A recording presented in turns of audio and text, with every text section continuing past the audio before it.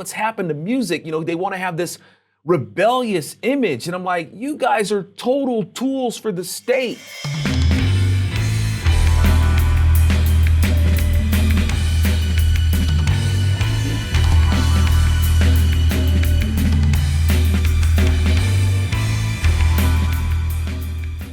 Howdy, folks. Welcome to the Virtue Signal. I'm Alfonso Rachel with my buddy Bill Whittle. Man, what song do I want to break out with? How about some Detroit Rock City? I want to rock and roll all night. You see where I'm going with this? We're going to talk a little bit about... Great song. Right? Kiss, man. Paul Stanley did something that was very... reminiscent of something that was punk rock, man. He went against the grain for the right reasons. Man, look, I remember, when punk rock was coming out, it was supposed to be against the establishment, against this rule of people. It's like, it wasn't so much about being, they had the right idea in terms of like, look, the establishment is running everything and it's just not running things the right way, right? Mm-hmm. Now, you can be against that, that's fine, but you got to have like some sort of better contingency in mind. If not, then you're just kind of like a rebel without a clue, right? Mm-hmm. But at least your instinct is telling you something is wrong and the powers that be are running these things the wrong way. And, that was kind of like getting into the essence of punk rock and roll, these virtuous brats. Right? But so Paul is going to give a hearken back to that, and going to go against the grain of the powers that be, because right now the ones that have the power, man, are nuts.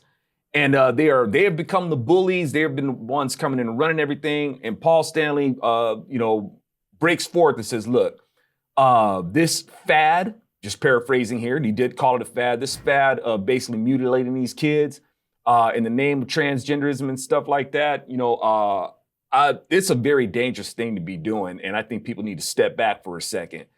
And what he said was right. He said the right thing. And then I guess the pressure got to him, and then he went and reversed it. He lost his punk rock, man. He lost the rock and roll. Did he really recant? Did he do the whole apology thing? He did. I'll read what he says. He comes in and he says, while my thoughts were clear, God, my words clearly were not. Most importantly, and above all else, I support those struggling with the sexual identity while enduring constant hostility and those whose path led them to reassignment surgery. It's hard to fathom the kind of conviction that one must feel to take these steps. Now, right there. You talking about trans people or Christians? He's. I think he's talking about. There's enough to go around as far as that goes. Yeah. I see a lot of Christians with a lack of conviction too, and I can understand why he couldn't fathom this kind of conviction, because he didn't have the conviction to stick to his initial statement, which was I guess right. not. And he's committed to standing by people's convictions to do something wrong. And these aren't convictions, Paul. These aren't convictions. These are compulsions. They're unchecked, they're undisciplined, they're unfocused. That's what they are. And these people are consumed and given over to them. You don't encourage something like that, man. That's not what you encourage. You want to show commitment, you want to show conviction. You get in the way of these people, say, hey, you don't want to step out in front of that bus, man. What are you doing? And matter of fact, you don't want to step out in front of that bus and you don't want to pull people along with you. That's conviction. Where's yours, Paul? Where's the rock and roll, man? Yeah, what a rebel, huh?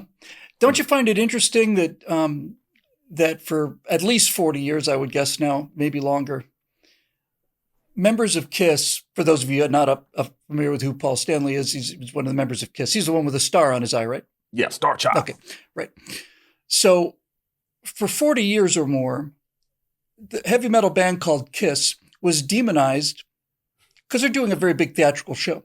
They were demonized for 40 years. They were accused of KISS meaning Knights in Service of Satan. And so Paul Stanley deals with 40 years of dealing with Knights in Service of Satan. And he has the rock and roll, rebellion to say, sis off, pister. But he writes one tweet that goes against the transgender movement, and he buckles and caves. So first of all, let's just talk about the buckling and caving thing. If you say something that ticks off half the country, then the other half of the country is going to be behind you 100%. If you then apologize, you've lost everybody. Bud Light is a perfect Yes. example of this. Bud Light lost traditional people. I'm not going to say conservatives. Bud Light lost traditional people. And in their effort to undo the damage, they've now lost the people who were never going to drink their beer anyway. The trans community is demonizing Bud Light for not standing behind Dylan Mulvaney. So it doesn't matter what it is. If you speak your mind and speak the truth and you catch a lot of grief for it, the worst thing you can do is to apologize. Most casualties in most battles, at least pre-industrial battles, almost all of the real killing was done while the defeated army was running away. Because now you just run them down with horses and just spear them in the back. Never retreat from your ideas, ever, ever, ever, ever. But this, look, I'll tell you who won't, let me rephrase that.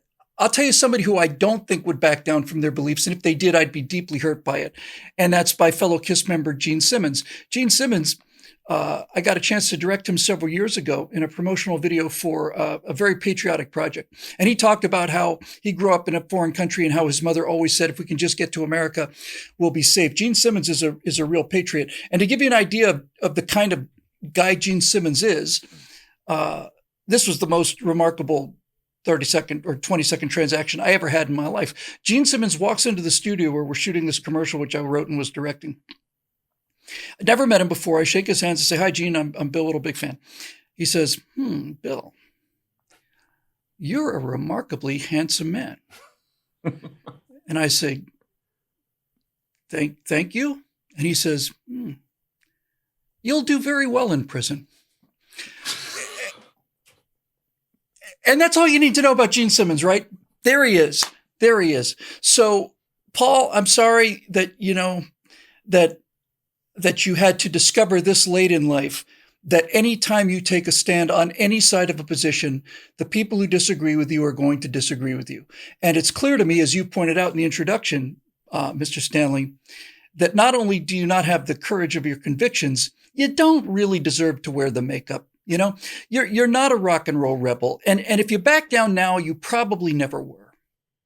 I heard that, man. And but something that does give me concern is that just like this legacy that KISS has, the brand, man, the fame, the money, the influence, all that sort of stuff.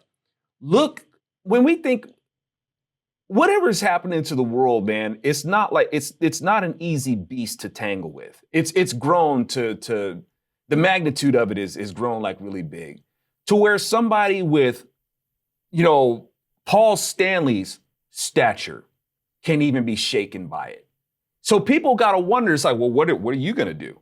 It's like, are we going to stand against this behemoth that's standing before us? We peasants, I don't have that kind of capital and whatnot. Now, for me, I mean, it doesn't scare us. Like, look, the fight is what it is. We're going to have to get out there and we're just going to have to, and kick against it. But, when people see like somebody like Paul Stanley, it's like, man, with the stature that you got and this was able to break you, it's like, wow, yeah. Man. That's my point about 40 years of Knights in Service to Satan. These guys were demonized. Well, they demonized because they dressed like demons. And it was all a show for them. It was all part of an act. And it was a brilliant act. It got him a lot of attention. And he withstood an enormous amount of social pressure, as did Gene Simmons and the other two guys. And you think a guy like that would be made of sterner stuff, but apparently not. Apparently is just putting a star on a marshmallow. Yeah, right. And the thing, I'm not going to be able to unsee that now, man. But, the thing is, he was obviously committed. The whole band was, they drove and made this brand and made this image. And I don't want to say that it was the wrong thing, but it's like, wow, man, it shows your commitment to something that doesn't really have redeeming value. At least, I mean, I've seen KISS in concert. I've covered KISS songs. I like KISS. What's your favorite KISS song? My favorite KISS, probably Detroit Rock City. My favorite is Dr. Love. Okay. And the thing is, my favorite uncle, right, who was gay. My favorite uncle was gay. He died of AIDS. He wasn't my favorite uncle because he was gay. He was just funny as all get out, and he was just fun to be around, right? He wasn't somebody who like really flaunted it, but he was gay, and he understood that, hey, that's not something that I agree with. Even as a kid, I didn't agree with it, but it didn't stop us from loving him anymore or any less. And he didn't demand that you accept it and acknowledge it and encourage it and cheer for it either, right? He just said, "Well, we're just going to disagree on this one." Yeah, it is what it is, and it's my affair, and I'll do it over here, But it's not like even if he tried to hide it from him, it's not like we didn't know, right? Mm-hmm. But at any rate, the reason why I bring that up is because he was a big Kiss fan. He turned me on to Kiss, right? In a horrific way, because he would do like the Bloody Mary thing. If you listen to this album, it's like they'll come out and they'll get you and stuff like. So I was terrified of Kiss, right? But it was a delightful kind of terrorism, I suppose. But all that to say, what Kiss has come up from, and even the whole rock and roll brand, the whole punk rock brand, it's amazing, Bill, how these people have become complacent with the statist, with the tyranny. The statists have become a big drag show, as it is. Like you mentioned in the previous episode, they're attracting naval recruits with a transvestite. It's like, wow. It's like, remember back in the even if you're successful in terms of meeting your numbers, what kind of recruits are you going to get? Wow. Bill, remember back in more primitive days when it used to be you don't let women aboard a sailing vessel. You just don't do it. You don't because the men had testosterone levels back then. Right. Yeah. And women, they were bad luck. Right. Right. And now I'm not giving over to superstition and stuff like that. No. But since these doors have opened up, it's like not only do you have women on the vessels, now you got men wanting to be women on the vessels right now. And, it used to be the stigma, you're out to sea and stuff like that. You're going to come back a little funny, being surrounded by all those men, and all that sort of stuff. That was like the legends that they had back then. But I just think it's kind of ironic that, wow, look where the Navy is now, where there's got a spokesperson who's in drag. And I mean, is this going to end up like Bud Light, where recruitment is really going to drop? And yes, it's already happening. Oh my goodness! So do you just on a side note, Bill? Do you think that's going to turn into like a compulsive confiscatory situation? You think they're going to pull the draft back in and say, "Hey, man, we need to get them naval recruits"? No. We won't have a draft, and okay, great. And I don't want a draft. Yeah, I don't want one either. But like I said, when it comes to these Democrats, I don't put nothing past them. It's like, hey, we want that Ukraine. We want that Ukraine. We need to fortify our proxy war over there. But the pressure that Stanley is coming under, part of it is because of hypocrisy. I don't think he wants to be seen as a hypocrite. His concern is about kids being sexualized. And it's like, well, Stanley, it's kind of difficult for you to take that stance when you've got a song called Christine 16.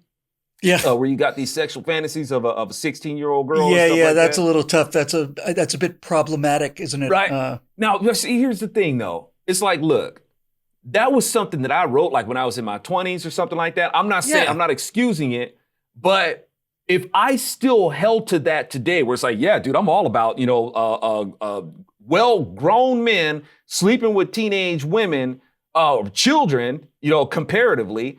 I'm not there anymore, man. I don't support that. That wouldn't be hypocrisy. That's not hypocrisy. And let me just add, just because it flew into my mind, if you write a song about a 16-year-old girl and you're 18-year-old male, that's one thing. If you write a song about a 16-year-old girl and you're a 60-year-old male, that's something else. That's something else. And I mean, because if there's a 2-year age difference, this is somebody you see in your high school. Anyway, exactly. The skeeviness is the age gap really more than anything. Right. Not that I'm defending it. I'm just saying, it's a different set of parameters. Yeah, different is you see what I'm saying. But I do. But with Paul also, it's like, okay, with the makeup, it's like, look, man, you're gonna be against trans, man. You're up on stage, with makeup and stuff like that. And even Dee Snider, the heathen that he has weighed in on it, and he's the same thing. He's like, look, man, we shouldn't be doing this to kids. And Dee Snider is basically proclaimed himself as a transvestite. But I was going to say earlier that Kiss actually is kind of a drag show. I mean, it really is kind of a drag show. They're not dressing like females, but it is pretty far out there in terms of theatricality. Well, I mean, it's if anything, it's probably more cosplay, I guess. There you go. That's a good word. I mean, Kiss, didn't flaunt themselves as trying to pass as women any more than Twisted Sister does or anything like that. There's flamboyance, right? They're flamboyant, and whatnot. But they made it very clear, Kiss is all about, hey, we're all about the ladies, man. But that's another thing too, Kiss's brand has, glamorized sex, fornication, and whatnot. It's like you contribute those things to society and it's going to come back to bite you. You got to understand that these people, and I've seen different, conservatives who have tried to be like, embracing of the trans and the LGBT and stuff like that and be accommodating for them. And I'm like, look, man, these people are people. Okay, human beings, they deserve respect and all that sort of stuff as human beings. Their behavior is something else. You don't have to pander to that. You don't have to patronize that. And I'm telling you, you're gonna do that and you're gonna regret it. These people are gonna turn on you and you're gonna find out who these crazy people are that you've been supporting. They're gonna turn on you and they're gonna turn on you hard, And it's like, they gotta find out the hard way.